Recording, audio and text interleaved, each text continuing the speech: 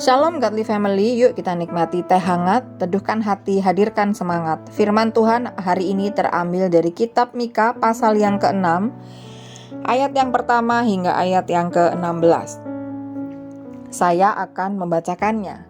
Baiklah, dengar firman yang diucapkan Tuhan. Bangkitlah, lancarkanlah pengaduan di depan gunung-gunung, dan biarlah bukit-bukit mendengar suaramu.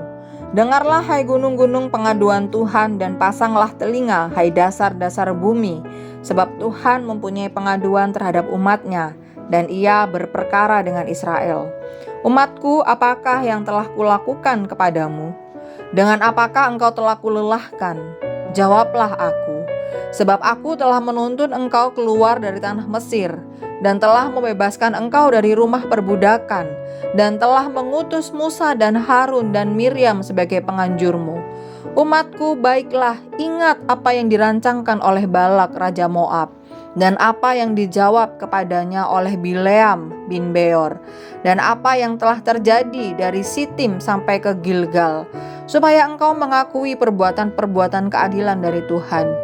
Dengan apakah aku akan pergi menghadap Tuhan dan tunduk menyembah kepada Allah yang di tempat tinggi? Akan pergikah aku menghadap Dia dengan korban bakaran, dengan anak lembu berumur setahun? Berkenankah Tuhan kepada ribuan domba jantan, kepada puluhan ribu curahan minyak? Akan kupersembahkankah anak sulungku karena pelanggaranku, dan buah kandunganku karena dosaku sendiri? Hai manusia, telah diberitahukan kepadamu apa yang baik, dan apakah yang dituntut Tuhan daripadamu, selain berlaku adil, mencintai kesetiaan, dan hidup dengan rendah hati di hadapan Allahmu. Dengarlah, Tuhan berseru kepada kota, adalah bijaksana untuk takut kepada namanya. Dengarlah, hai suku, bangsa, dan orang kota.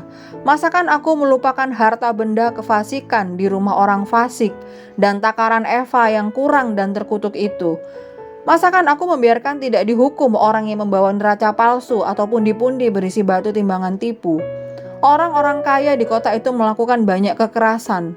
Penduduknya berkata dusta, dan lidah dalam mulut mereka adalah penipu. Maka aku pun mulai memukul engkau, menanduskan engkau oleh karena dosamu. Engkau ini akan makan, tetapi tidak menjadi kenyang, dan perutmu tetap mengamuk karena lapar. Engkau akan menyingkirkan sesuatu, tetapi tidak dapat menyelamatkannya. Dan apa yang telah kau selamatkan akan kuserahkan kepada pedang. Engkau ini akan menabur, tetapi tidak menuai. Engkau ini akan mengirik buah zaitun, tetapi tidak berurap dengan minyaknya. Juga mengirik buah anggur, tetapi tidak meminum anggurnya. Engkau telah berpaut kepada ketetapan-ketetapan Omri, dan kepada segala perbuatan keluarga Ahab, dan engkau telah bertindak menurut rancangan mereka, sehingga aku membuat engkau menjadi ketandusan, dan pendudukmu menjadi sasaran suitan. Demikianlah kamu akan menanggung pencelaan dari pihak bangsa-bangsa. Godly Family yang terkasih, Allah menuntut umatnya. Allah menuntut bukan dengan korban bakaran atau persembahan, bukan juga dengan nyanyian atau puji-pujian. Sebab Allah tidak menyukai korban bakaran dan pujian yang dinaikkan dari hati yang jahat. Penulis kitab Mika mencatat bahwa Allah menuntut 3 hal dari Israel, yakni berlaku adil, mencintai kesetiaan, dan hidup rendah hati di hadapan Allah. 3 hal itu dituntut Allah karena umat pilihannya telah kehilangan keadilan, kesetiaan, dan kerendahan hati di dalam diri mereka. Dan ini semua nampak dalam perbuatan mereka setiap hari. Sekalipun mereka mempersembahkan banyak korban bakaran dan menaikkan pujian kepada Allah, perbuatan mereka terhadap sesama mengingkari semua itu. Tuhan tidak menutup mata atas semua perbuatan jahat yang dilakukan umatnya.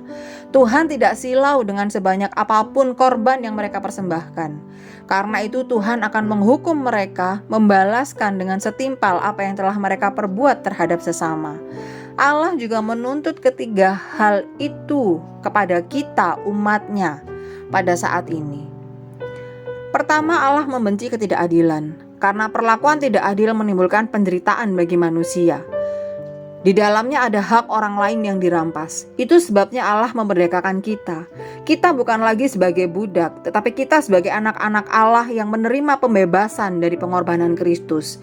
Kita anak-anak merdeka yang sudah didamaikan dengan Allah melalui kematian dan kebangkitan anaknya yang tunggal Yesus Kristus, supaya kita tidak lagi menderita karena dosa-dosa yang harus kita tanggung.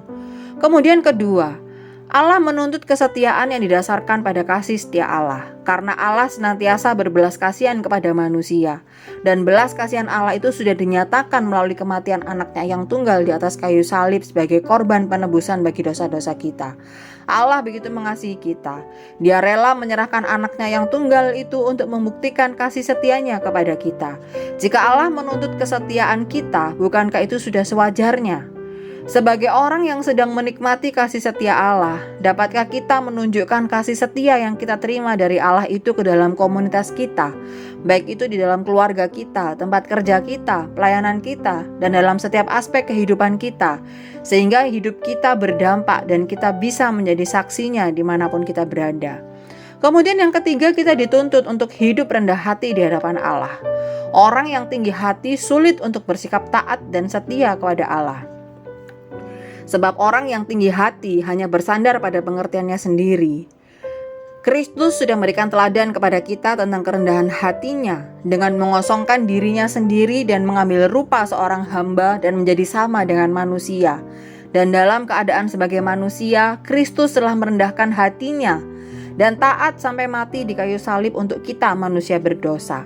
Jika Kristus sudah memberikan teladan dalam ketaatan dan kesetiaan kepada Allah, maka itulah yang harus kita kerjakan dan persembahkan kepada Allah. Sebagai umat yang sudah ditebus oleh Kristus Yesus, mari kita lakukan apa yang dituntutnya sebagai kehendaknya atas kita, agar hidup kita dapat menyenangkan hatinya. Mari kita berdoa. Bapa Sorgawi, kami bersyukur atas firman-Mu hari ini. Ajar kami agar dalam hidup ini kami bisa menyenangkan hati-Mu. Terima kasih untuk kasih setia-Mu dalam hidup kami. Pimpin setiap aktivitas kami sepanjang hari ini. Di dalam nama Tuhan Yesus Kristus kami berdoa. Amin.